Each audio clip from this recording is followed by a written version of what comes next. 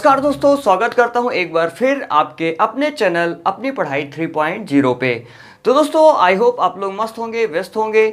और दोस्तों अगर चैनल को सब्सक्राइब ना किए हो तो सब्सक्राइब कर लीजिए, वीडियो को लाइक करके और शेयर कर दीजिए ताकि वीडियो को नोटिफिकेशन ज़्यादा से ज़्यादा लोगों तक पहुँचे। दोस्तों आज का जो हमारा टॉपिक है वो है कोहलबर्ग का नैतिक विकास की अवस्था का सिद्धांत।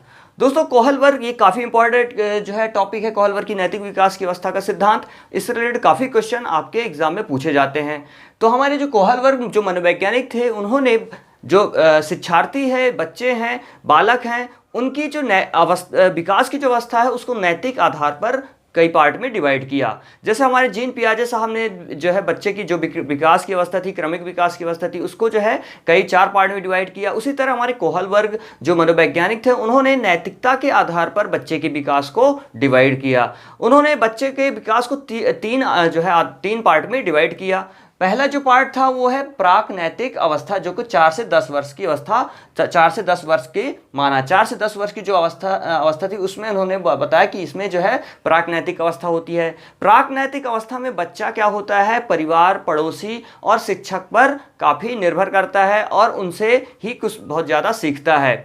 और अब उसके द्वारा जो निर्णय लिए गए होते हैं वो दूसरों पर निर्भर होते हैं, यानी कि परिवार, शिक्षक और पड़ोसी पर निर्भर होते हैं। और साथ में वो बड़ों द्वारा दिए गए, उसे हमेशा इस बात का भय होता है कि बड़ों द्वारा दंड दिया जा सकता है। ये किस अवस्था में होता है? 4 से 10 वर्ष की अवस्था में, प्राक-नैतिक अवस्था में।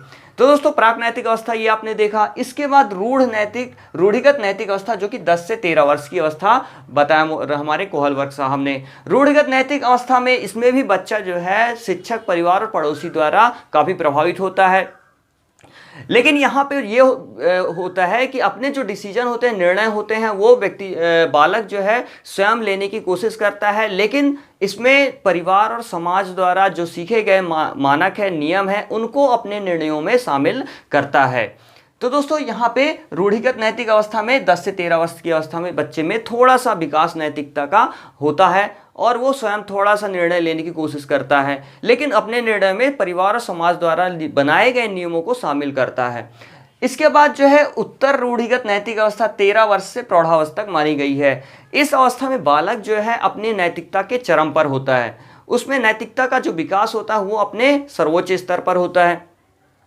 इस अवस्था में जो है बालक जो है स्वविवेक के आधार पर निर्णय लेता है और परिवार और समाज द्वारा बनाए गए निर्णयों को समझता है और समझने के बाद उनको अपने निर्णयों में शामिल करता है। और लेकिन वह निर्णयों में शामिल करे या ना करे, यह उसका व्यक्तिगत निर्णय होता है। परिवार और समाज द्वारा बनाए गए नियमों को वो अपने निर्णय में शामिल करे या ना करे, यह उसका व्यक्तिगत निर्णय होता है। लेकिन वह स्वविवेक के आधार पर अपने निर्णय लेने शुरू कर देता है। तो इस तरह दोस्तों देखते हैं कि जो हमारे कोहलबर्ग साहब थे, उन्होंने जो है बच्चे के जो विकास है उसको नैतिकता के आधार पर जो है उन्होंने 3 अवस्थाओं में बांट दिया। पहली अवस्था प्राक-नैतिक अवस्था 4 से 10 वर्ष की अवस्था, दूसरी अवस्था रूढ़िगत नैतिक अवस्था 10 से 13 वर्ष की अवस्था और तीसरी अवस्था उत्तर रूढ़िगत नैतिक अवस्था 13 वर्ष से प्रौढ़ावस्था तक उन्होंने डिवाइड किया।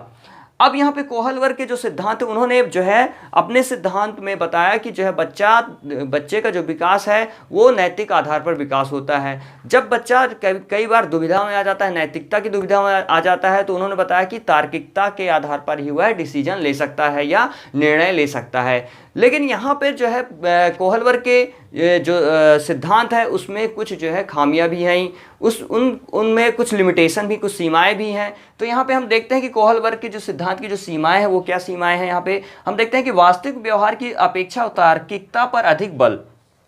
हमारे जो कोहलबर्ग साहब थे, उन्होंने जो है क्या किया, तार्किकता पर अधिक बल दिया। जो है वास्तविक व्यवहार की अपेक्षा जो रियल बिहेवियर होता है उसकी जो है तार्किकता पर ज़्यादा उन्होंने जोर दिया। तर्क शक्ति पर अधिक जोर दिया उन्होंने, तर्क शक्ति पर हर डिसीजन में, हर निर्णय में उन्होंने तर्क शक्ति पर जोर दिया हमारे कोहलबर्ग साहब ने। लेकिन सामाजिक या पारिवारिक मूल्यों पर ध्यान नहीं दिया, जबकि उन्होंने जो सामाजिक और पारिवारिक मूल्यों पर बिल्कुल ध्यान नहीं दिया, जबकि बच्चे के और बालक के विकास में सामाजिक और पारिवारिक मूल्यों का भी काफ़ी प्रभाव पड़ता है। फिर नैतिक सिद्धांतों का सारा ध्यान नैतिक सोच तक सीमित रखा। उन्होंने नैतिक सिद्धांतों का सारा ध्यान जो है नैतिक सोच तक ही सीमित रखा। और नैतिक व्यवहार के बारे में ज़्यादा बात नहीं की। उन्होंने नैतिक सोच को, सिद्धांतों को, सारा उनका जो सारा ध्यान था केवल नैतिक सोच तक ही सीमित था। नैतिक व्यवहार के बारे में उनका ज़्यादा ध्यान नहीं गया। इसका एग्जाम्पल ये है कि जैसे चोरों को तो पता होता है कि हमें चोरी नहीं करना चाहिए, नैतिक सिद्धांत है, चोरों को ये पता होता है, लेकिन उसके बाद भी वो चोरी करते हैं। यानी कि अगर आपको नैतिकता के बारे में पता है लेकिन नैतिक व्यवहार के बारे में नहीं पता है, तो फिर यहाँ पे यही इस जो है कोहलबर्ग के सिद्धांत की जो है काफ़ी ज़्यादा यहाँ पे सीमाएं थी। तो दोस्तों ये था हमारा कोहलबर्ग का नैतिक विकास का सिद्धांत। तो दोस्तों नेक्स्ट वीडियो में अपन कुछ और अच्छे टॉपिक के साथ यहाँ पे डिस्कस करेंगे। तो दोस्तों चैनल को सब्सक्राइब करना मत भूलिए, लाइक करिए, शेयर कीजिए, ताकि वीडियो के नोटिफिकेशन आपको ज़्यादा से ज़्यादा लोगों तक मिल सकें।